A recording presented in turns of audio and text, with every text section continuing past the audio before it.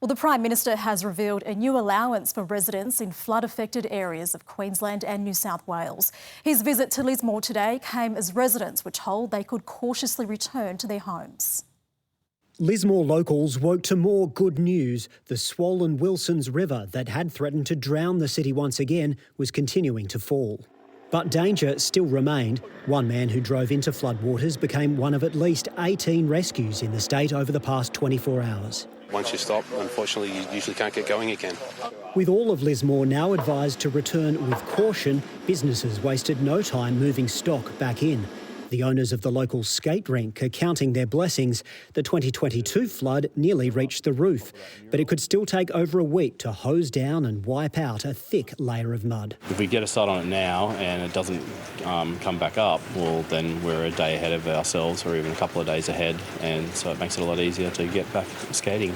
The Prime Minister arrived as the city's last evacuation advice was lifted, announcing new assistance for residents of 31 local government areas. Eligible workers and sole traders in South East Queensland and New South Wales who've lost income as a direct result of ex-tropical cyclone Alfred will be able to access up to 13 weeks of income support. At nearby Tregeagle, a delicate operation was underway to remove 2 army vehicles that rolled over on Saturday night. While they might be out of action, the Defence Force was hard at work delivering essentials with their injured mates still front of mind.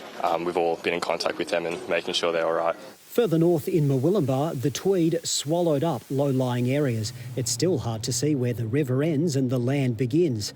While in Grafton, locals were keeping a watchful eye on the Clarence River. It's very worrying when you've got water up this high and it's still hanging up there. There is anticipated to be some more rainfall in the day ahead. While most built-up areas have avoided inundation, there could still be days of inconvenience for some locals who are forced to navigate around flooded roads. But most will find a way to cope, hoping the worst of this disaster is now behind them. Nick Dole, ABC News, Lismore. And 4 recovery assistance centres will open from Thursday. They'll be in Lismore, Tweed Heads, Ballina and Coffs Harbour. With more information at nsw.gov.au/Cyclone Alfred Recovery. 170 of the 253 public schools that were closed last week will reopen tomorrow. Well, with recovery efforts underway, essential work is also being done to restore power to thousands of residents in the state's north. State political reporter Nick Dole is live for us in Lismore. Nick, how severe is the damage to the electricity network?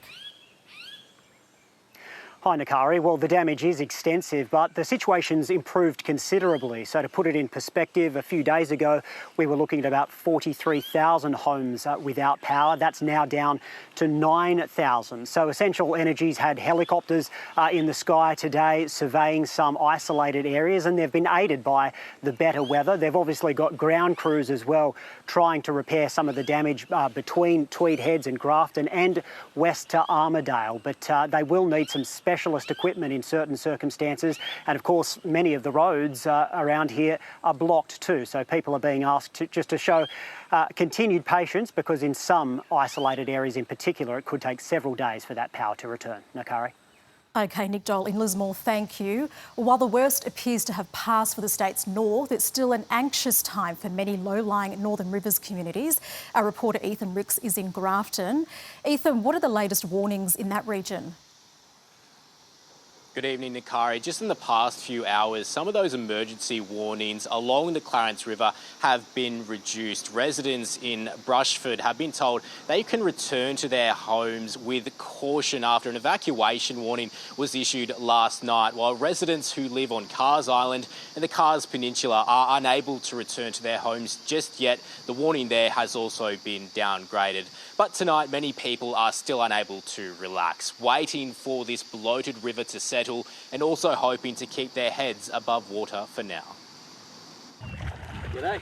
In the space of just 24 hours, the Colthurst's farming haven has transformed into island living. We woke up yesterday morning and it was completely flooded, so it really rose overnight.